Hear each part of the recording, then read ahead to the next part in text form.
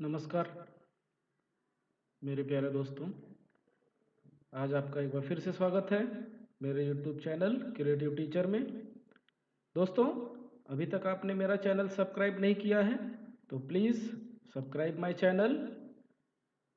दोस्तों, आज हम पूर्व माध्यमिक और माध्यमिक स्तर पर आधारित हिंदी व्याकरण का कुछ भाग देखेंगे और वो टॉपिक है हमारा आज का हिंदी व्याकरण का संधि। संधि क्या होती है, संधि किसे कहते हैं और संधि किस तरह से हम उसका हल करें। ठीक है, चलो शुरुआत करते हैं। संधि का अर्थ। संधि संधि शब्द का अर्थ है मेल, मेल या जोड़।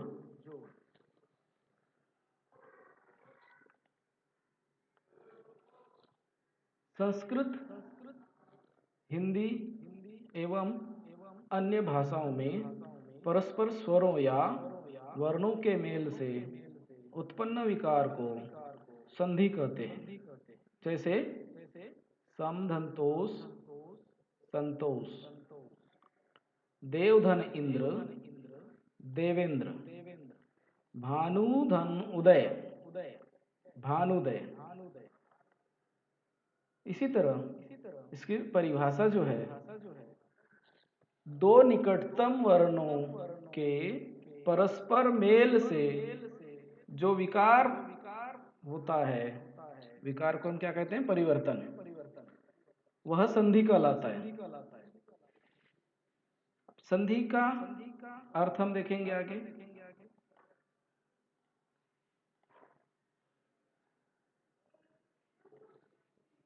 संधि के प्रकार, कौन कौन से संधि के प्रकार हैं? स्वर संधि, फिर व्यंजन संधि, उसके पश्चात विसर्ग संधि। तो बच्चों, आज हम स्वर संधि के बारे में ही अध्ययन करेंगे। स्वर संधि किसे कहते हैं, स्वर उसके प्रकार कितने हैं। चलो चलते हैं।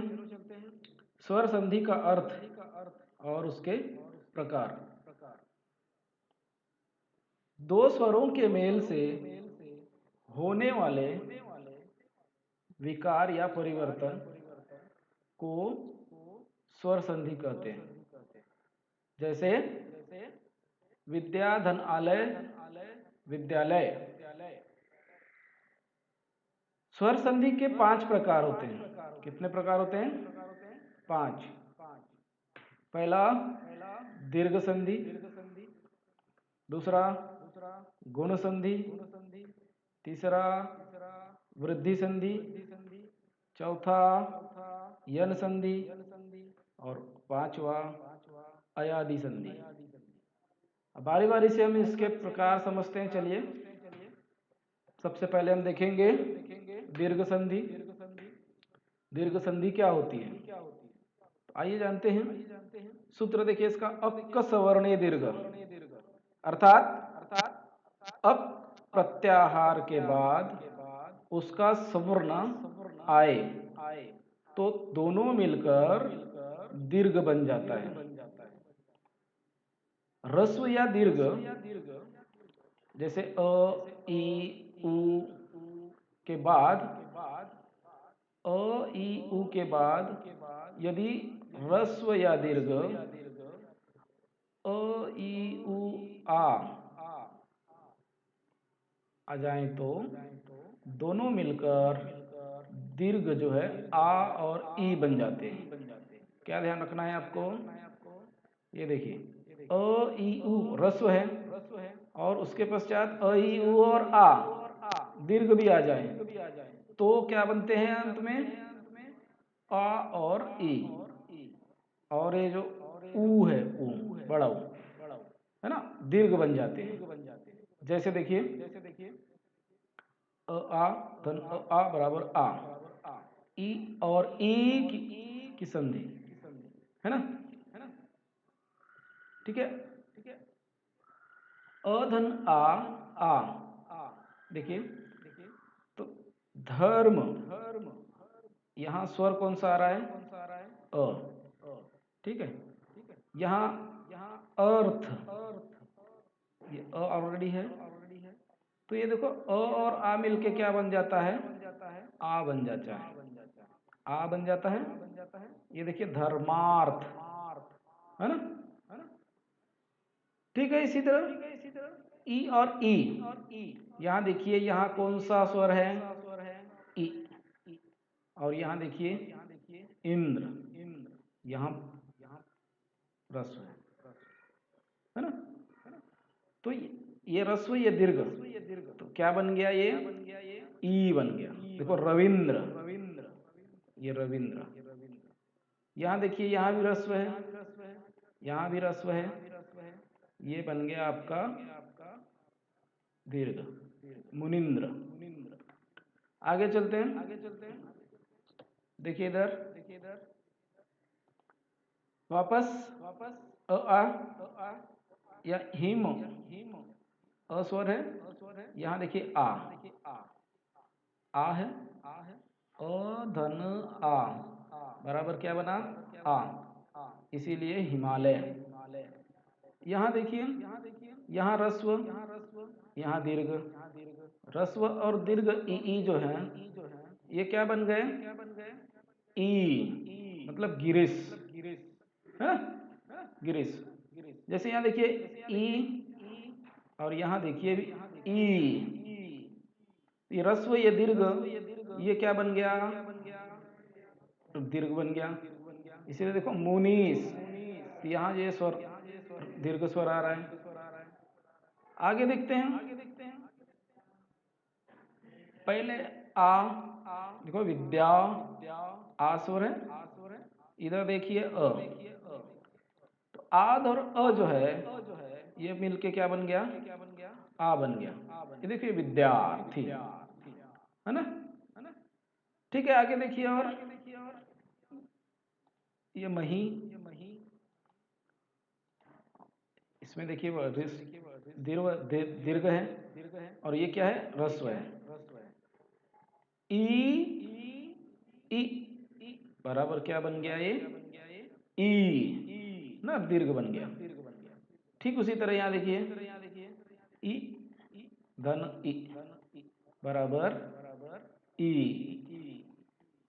तो ये देखिए सिंपल सी बात है, जब अ और आ आपस में मिलते हैं तो आ होता है। ई और ई जब मिल जाते हैं तो ई हो जाता है। हम स्वरों की बात कर रहे हैं, क्योंकि स्वर का प्रकार है दीर्घ संधि। अगला देखते हैं। देखिए क्या है? उ और ऊ की संधि, है ना? इसमें देखिए दो छोटे ऊ मिलकर बड़ा ऊ बन जाते हैं। जैसे देखिए भानु, उ, उदय, तो उ बराबर क्या बन गया? ये ऊ। देखो भानुदय। अब यहाँ देखिए उ धन उ, तो विधु उदय, तो विधुदय, है ना? विधुदय, तो ये बड़ा होता। ठीक है। आगे चलिए।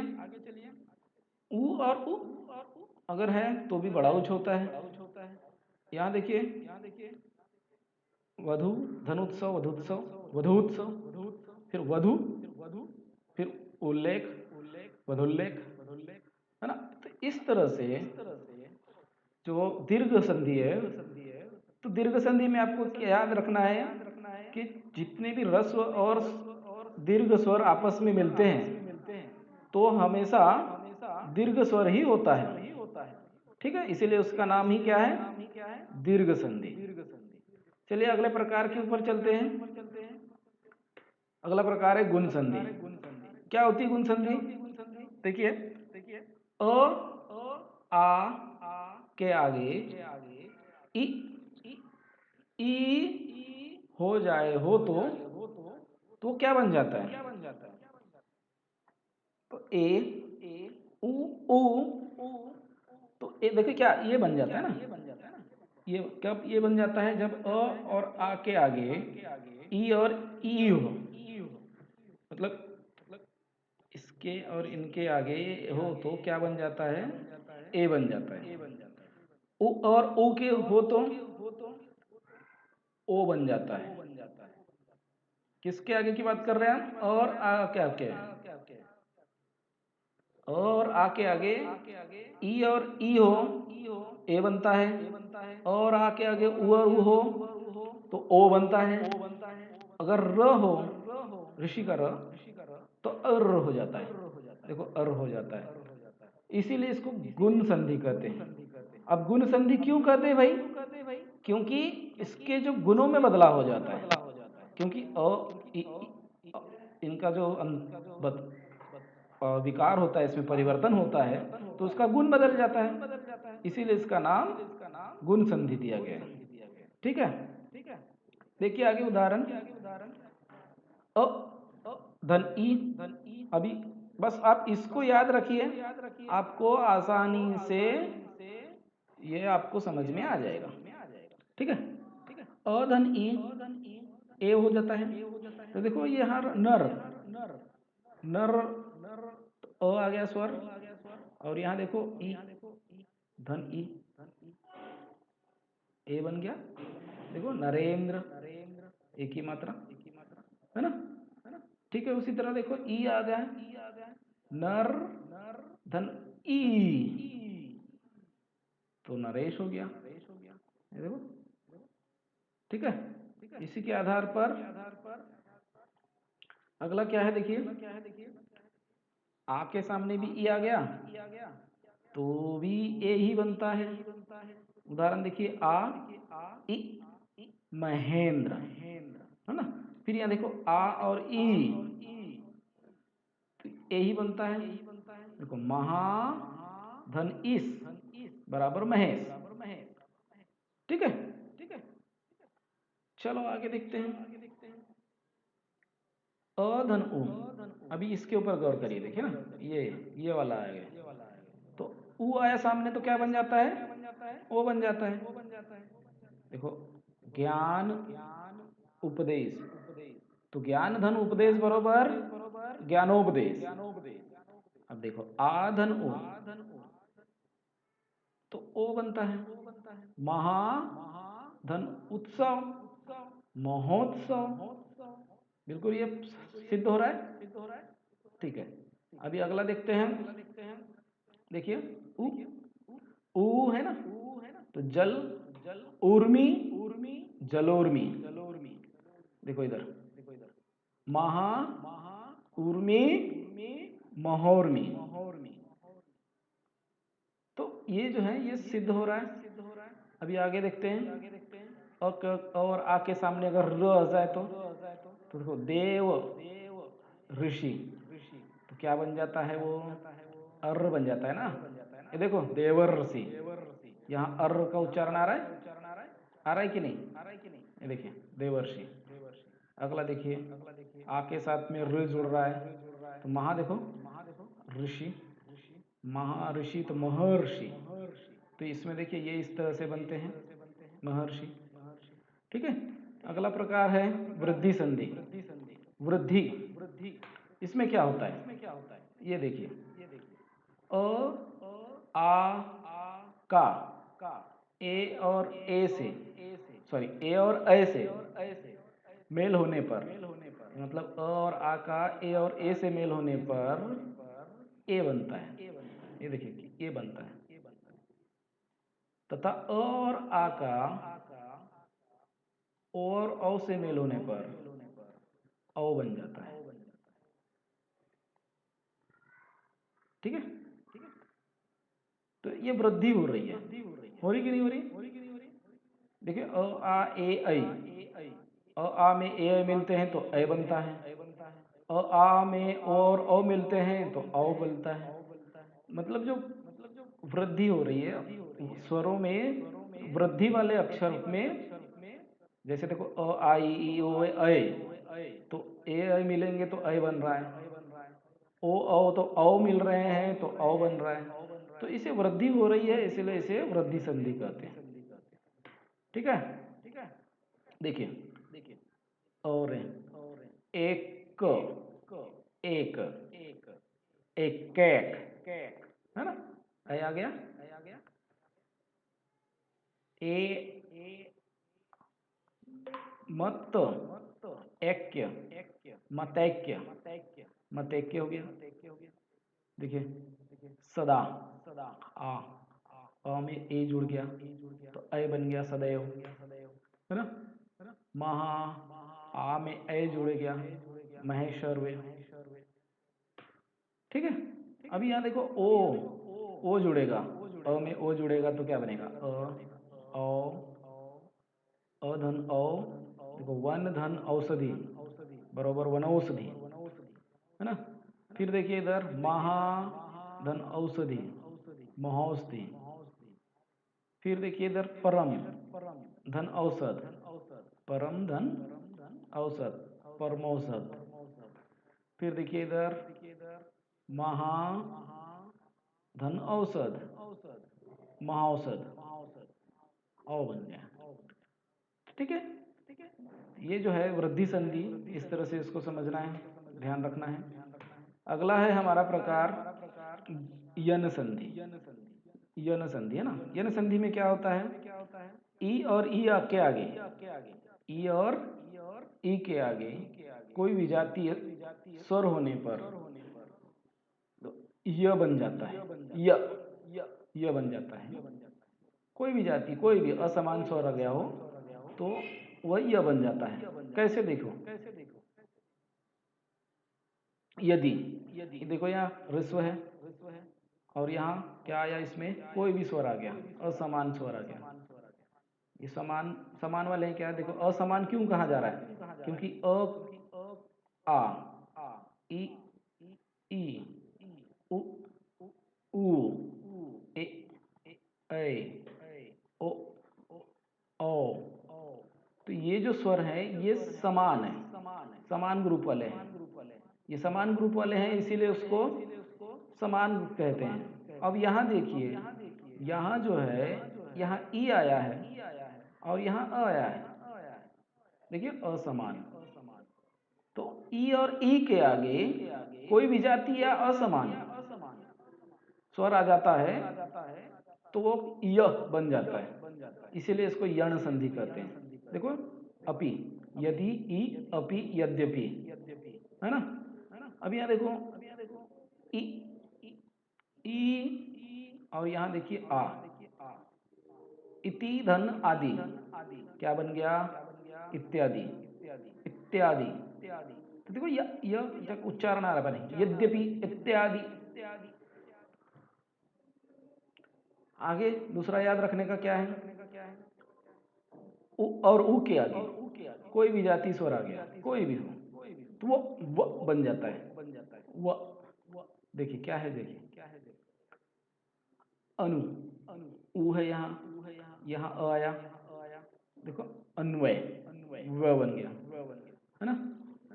देखिए इधर सु, यहाँ ऊ है, यहाँ देखो आ गया, स्वागत हो गया, वा। तो व का जो उच्चारण है, स्वर है, वह बन जाता है। ठीक है। अगला देखिए ऋ के आगे, ऋषि के आगे कोई भी स्वर आ जाए तो र बन जाता है। देखिए इधर ये वाला ऋ धन अ बराबर र, आधा र होता है। देखिए पितृ, है ना, ये ऋषि वाला था, पितृ धन आया, तो देखो पित्राज्ञा बन गया, है ना। इस तरह से अब चलो अंतिम पर चलते हैं, अयादि संधि के ऊपर। अयादि संधि क्या होती है, देखो ए ऐ और ओ औ से परे, परे का मतलब होता है अलग, किसी भी स्वर से होने पर, किसी भी स्वर के होने पर, इसके अलावा ऐ, आय, औ और आओ हो जाता है, इसे अयादि संधि कहते हैं। बस अयादि संधि के लिए आपको क्या ध्यान रखना है, ए ऐ और ओ औ से परे। देखिए यहाँ ए, देखो ने धन अन, तो ने में ए है, हाँ ए आया और यहाँ अ आया, ठीक है।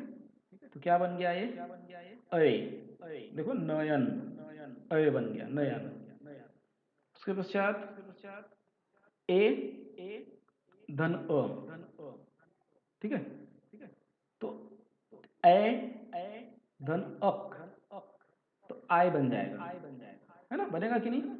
इस आधार पर देखो अय के साथ में आ आया तो क्या बन गया, आय बन गया। तो देखो गय धन अक बराबर गायक। अगला ओ और अ, ओ और अ मिल गया तो औ बन गया, है ना। तो देखो पो धन अन, पवन, अवन देखो ना पवन, तो ये आ गया यहाँ पर पवन। उसके बाद औ और अ में जुड़ने पर क्या हो जाएगा, आओ। देखो पौ धन अक बराबर क्या बन गया, पावक। तो इस तरह से अयादी संधि। तो आशा करता हूँ आपको वीडियो पसंद आया हो और आप ये वीडियो बार बार देखेंगे और इसका सराव करेंगे। तो मैं दावे के साथ कह सकता हूँ कि आपको स्वर संधि कि ये पांचों प्रकार अच्छे से याद रहेंगे और आप इसे अच्छे से समझ पाएंगे। अगर वीडियो पसंद आया हो तो लाइक करिए, और आपको लगता है कि ऐसी इस वीडियो की किसी को जरूरत पड़ेगी तो आप इसे जरूर शेयर करिए।